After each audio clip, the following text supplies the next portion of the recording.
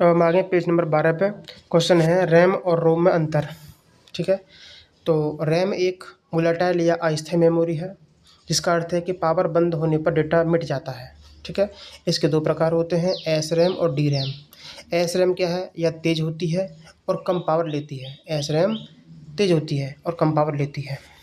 और D RAM क्या है, इसे काम करते रहने के लिए लगातार रिफ्रेश करने की ज़रूरत पड़ती रहती है। ठीक है, डायनामिक रैंडम एक्सेस मेमोरी। अब हम पढ़ेंगे रोम के बारे में। रोम क्या है, रोम एक नॉन वोलेटाइल मतलब स्थायी मेमोरी है। इसमें डेटा एक बार लिखा जाता है और उसे केवल पढ़ा जा सकता है।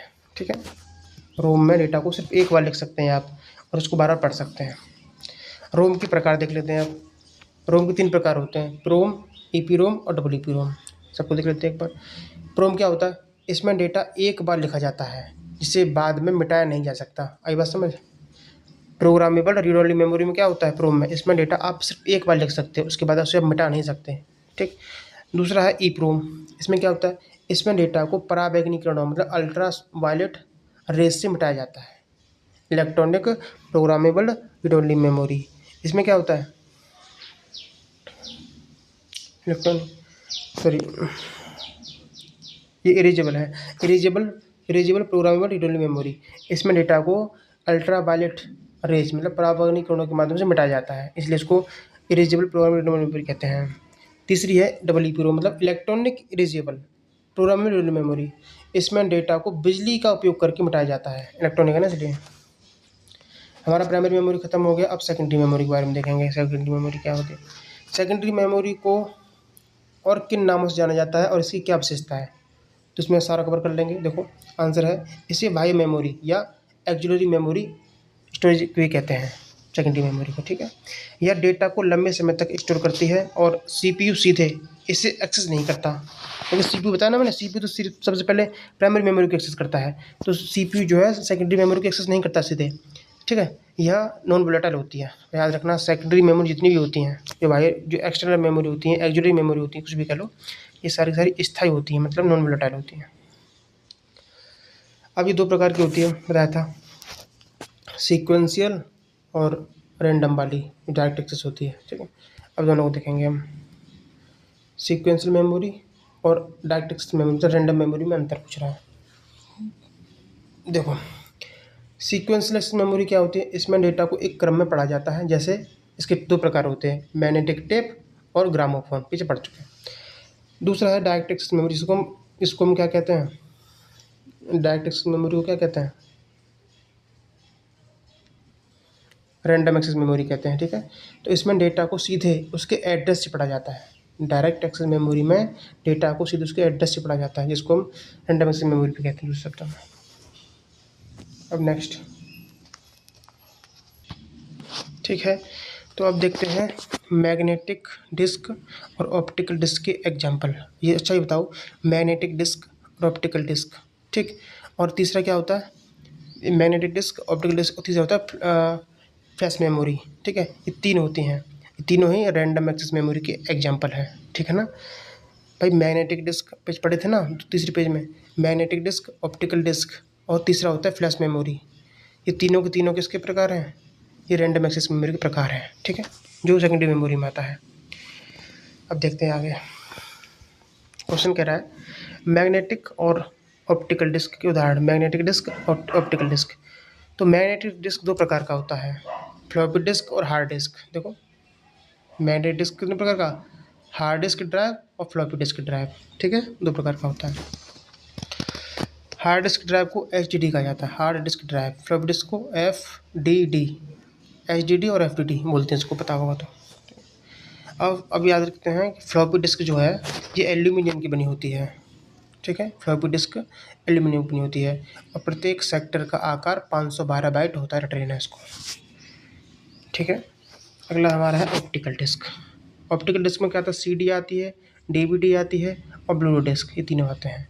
ठीक है, ऑप्टिकल डिस्क भी रैंडम एक्सेस मेमोरी का प्रकार है। तो ये पॉलीकार्बोनेट प्लास्टिक से बनी होती हैं ऑप्टिकल डिस्क और लेजर बीम का उपयोग करती हैं। इसके एग्जाम्पल क्या है, CD, DVD और ब्लूटूथ डिस्क। कुछ समझ में आ रहा है मेमोरी के बारे में, फिर से रिपीट कर दो, ध्यान से सुनना मेरी बात। मैंने कहा था मेमोरी 2 प्रकार की होती है, एक होती है प्राइमरी, एक होती है सेकेंडरी। ठीक है। प्राइमरी मेमोरी में आते हैं रैम और रोम, ठीक है। सेकेंडरी मेमोरी में आते हैं एक सीक्वेंशियल और एक रैंडम, ठीक है। सीक्वेंशियल में कौन सी आ जाती हैं, ग्रामोफोन और मैग्नेटिक टेप, ठीक है। और रैंडम में कौन सी आ जाती हैं, मैग्नेटिक डिस्क, ऑप्टिकल डिस्क और फ्लैश मेमोरी, ठीक है। और जब सीक्वेंशियल में हो गया, और मैग्नेटिक डिस्क कितने प्रकार की होती हैं, ठीक है। मैग्नेटिक डिस्क जो होती हैं, मैग्नेटिक डिस्क दो प्रकार की होती हैं, हार्ड डिस्क और फ्लॉपी डिस्क, ठीक है। ऐसी ऑप्टिकल डिस्क कौन सी होती हैं, CD, DVD और ब्लूटूथ डिस्क। और फ्लैश मेमोरी में क्या होता है, पेन ड्राइव और मेमोरी कार्ड। मैंने रिपीट किया था दोबारा से, ठीक है। दोबारा देख लेते हैं आगे। अब आगे देखते हैं CD, DVD और ब्लूटूथ डिस्क की क्षमताएँ, ठीक है। पहला देखते हैं CD रोम। CD क्या है, CD रोम में क्या होता है, देखो CD 3 प्रकार की होती है, एक CD रोम, CDR और CDRW ऐसे, ठीक है। ये 3 प्रकार की CD होती है। CD रोम में क्या होता है, केवल पढ़ सकते हैं, रीड ओनली होता है। CDR में क्या कर सकते हैं, केवल लिख सकते हैं, ठीक। और CDRW में केवल इसमें बार बार लिख सकते हैं और पढ़ सकते हैं, रीडाइटेबल होता है। मैंने कहा हम पढ़ रहे हैं CD और DVD और ब्लूटूथ डिस्क की क्षमताएँ। तो पहले हमने पढ़ा CD, ठीक है। CD में क्या पढ़ा, ये 3 प्रकार की होती है, CD रोम जिसमें केवल पढ़ सकते हैं, दूसरा CDR मतलब कॉम्पैक्ट डिस्क राइटेबल, इसमें सिर्फ लिख सकते हैं, राइट कर सकते हैं। और CDRW कॉम्पैक्ट डिस्क रीराइटेबल, मतलब इसमें कई बार लिख सकते हैं, कई बार पढ़ सकते हैं। CD खत्म हो गया। अब है DVD की क्षमता होती है 4.7 GB से लेकर 17 GB तक। DVD की क्षमता क्या होती है, 4.7 से 17 GB तक।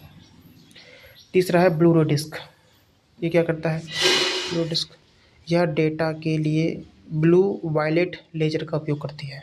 ब्लू डिस्क क्या करती है, यह डेटा के लिए ब्लू वायलेट लेजर का प्रयोग करती है, और इसकी क्षमता होती है 25 GB से 150 GB तक, 25 GB से 150 GB तक, ठीक है। तो सेकेंडरी मेमोरी जो पढ़ रहे थे हम, सेकेंडरी मेमोरी पढ़ रहे थे ना, क्या पढ़े सेकेंडरी मेमोरी में, सेकेंडरी मेमोरी में क्या था, 2 प्रकार की होती है, एक सीक्वेंशियल और रैंडम।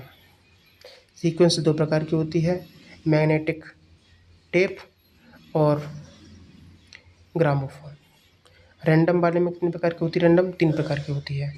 एक होती है मैग्नेटिक डिस्क जिसमें फ्लॉपी डिस्क, हार्ड डिस्क आते हैं, ठीक है। दूसरी होती है ऑप्टिकल डिस्क जिसमें CD, DVD, ब्लू डिस्क आते हैं। और तीसरी होती है फ्लैश मेमोरी।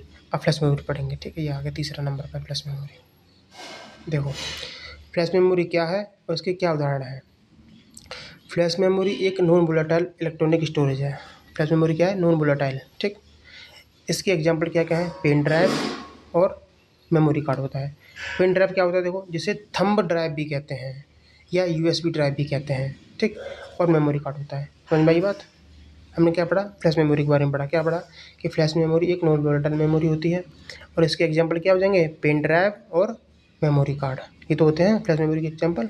और पेन ड्राइव क्या होता है, जिसे थंब ड्राइव और USB ड्राइव भी कहते हैं, ठीक। इससे आगे अब नेक्स्ट वीडियो में देखेंगे।